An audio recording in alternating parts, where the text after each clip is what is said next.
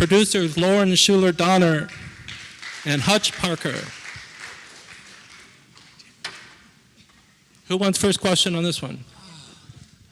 They don't give you any rest, do they? You're just like bang, bang.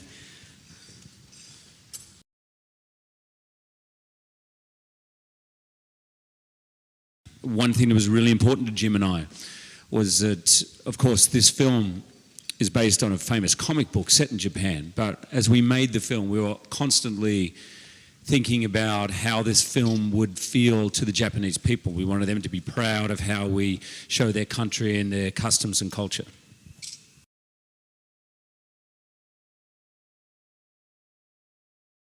Well, you know, that's a good question about trailers in general, I think, but it's not that he chooses. I don't want to give too much away, but you've inferred something that may not actually be true. So, well, of course, that'll make a big difference to you. I understand that might be upsetting. Yeah, it kind of is, because, you know, it's really cool about just the Wolverine having to live forever and all that pain that he comes. I think you're spending too much anxiety before seeing the movie. Of course, yeah. I always do. You should see it and then get really pissed or not. Trust me, I'm gonna be the first one to see it. No, but I think that you may be more satisfied with what you experience in the film when it's not upcut to 2 minutes and 10 seconds. But you know what is in the film, and I don't mind saying, and you can feel that from the trailers, is imagine being 200 or 300 years old and living with the fact that everyone you've known or loved has passed or died, or in the case with Jean Grey, the love of his life, he killed her, you know, as he'd become Dark Phoenix. In the end of X-Men 3, he kills her and then roll credits, you know. So finally in this movie we get a chance to live with what haunts Wolverine, what it is like having that sort of immortality, being who he is, and knowing that his strengths bring destruction, pain, and loneliness as well. So he questions the burden that is his life, but I'm not going to say he chooses it. Okay.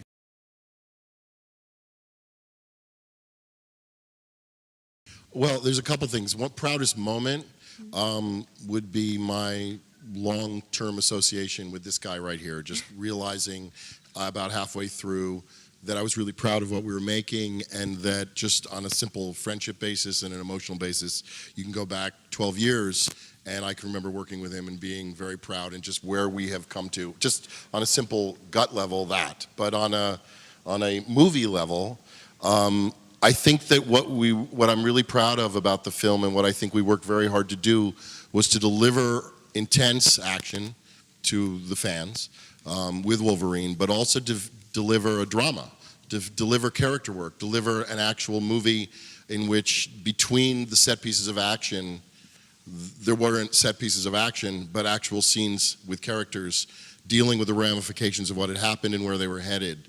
And I think that was really the big goal for all of us when we got involved in this, was to somehow figure out if we could both let the reins go, even go further with intensity, and at the same time carry an audience through what would be scenes that would be dramatic in nature and not feature an explosion, you know?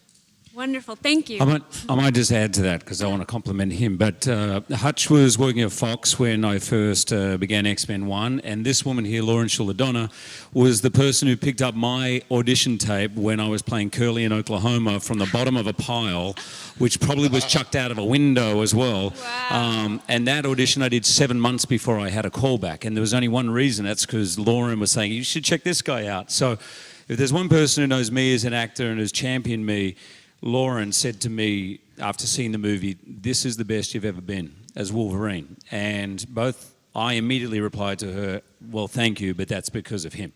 Because I'd forgive a director walking onto a set with an actor who's played a role 5 times before, of saying, "Listen, you do your thing, I'll worry about everything else," but he never did. With me, with all the other actors, Rhea Tao, who've never been in a movie, for example, he really, I think, got the most out of all of us. Thank you. That's wonderful, thank you. It's so rare that an individual character can become kind of bigger than the movie that he started in. And I can't even think of a corollary besides Wolverine that's done that. How that can jump from, you know, movie to movie and show up in great kind of unexpected places sometimes. What's your impression of the character, and can you ever see leaving him? He's so perfect for you. Well, I think, thank you, but I think you're slightly exaggerating it, and around about Memorial Day next year, you'll see that you're slightly exaggerating, because the X-Men movies are beloved all around the world. And actually, if you go back to the comic book series, the Wolverine sort of spin-offs are very, very popular. But the X-Men series has always been kind of the foundation. I think what X-Men did, and Wolverine's a great example of it, is invent a way to make superheroes human. Complex, flawed, interesting. That's why they're played by so many interesting and different actors. That's why so many great directors take them on, because there's an opportunity for something very, very human as well as something spectacular. When I grew up, I loved Mad Max. I loved Dirty Harry. I couldn't get enough of him, right? Because that's who I thought was cool. That's who I wish I was like. And in a way, I think Wolverine fills that. That kind of archetype. He's a bit of an anti-hero. Deep down, he's a good guy, but he's never a nice guy. And he's conflicted, and he is, in a way, flawed. But at the same time, he's just the last person you want to piss off. And there's something really cool about that. Awesome. Thank you.